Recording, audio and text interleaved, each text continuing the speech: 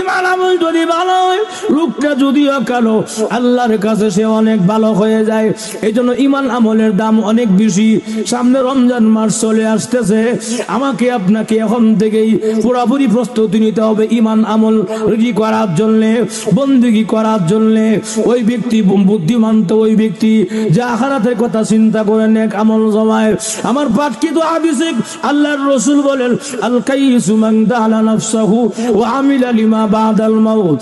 ওই ব্যক্তি সবচেয়ে প্রকৃত জ্ঞানী যে ব্যক্তি নাকি আখিরাতের কথা চিন্তা করে নেক আমল জমায়। প্রভু, দুনিয়াতে শুনেছি তোমার নাম রহমান আছে, রহিম আছে। আল্লাহ, রহমান রহিম নামের দয়া নাকি অনেক বেশি বড়।